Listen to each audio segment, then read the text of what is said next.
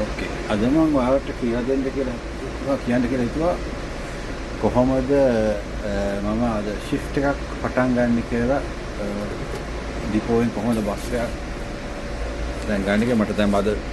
හම්බුනේ මේ බස් එක අද දවසට මම බස් එක ඉස්සලා වෙන සම්පූර්ණ ඉලෙක්ට්‍රික් බස් එකක්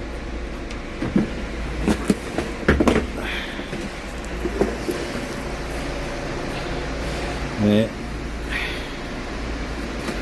මෙතන තමයි GPS සිස්ටම් එකේ ලොගින් වෙන සිස්ටම් එකයි තියෙන්නේ. මේකේ ළමගේ ID එක මේක මෙතනින් තියලා තමයි මම ලොගින් වෙන්න ඕනේ.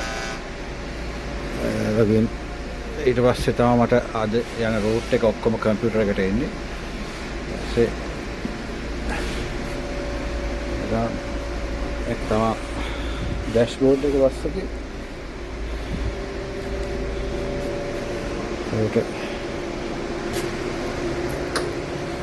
ඊට පස්සේ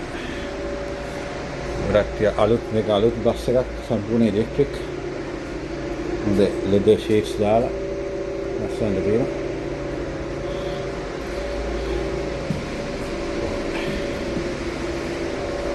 ඒකට පුළුවන් බැංක් කාඩ් එකෙන් ගෙවන්න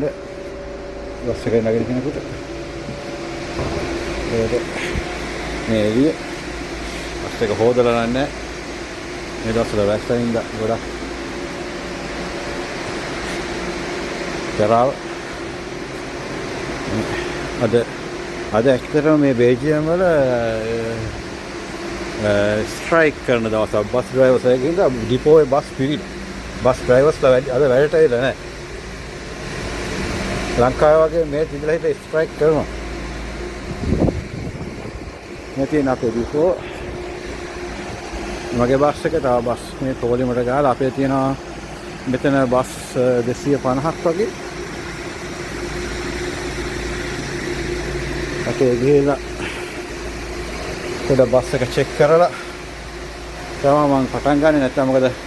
මට කලින් ඩ්‍රයිව් කරපු ඩ්‍රයිවර් කොහේ හරි වද්දලා හරි තිබ්බොත් මේක රෙස්පොන්සිබිලිටි මම ගන්නවා ඒකද පොඩක් බස් එක ඉස්සෙල්ලා බලලා තමයි මම ස්ටාර්ට් කරලා ගන්න එළියට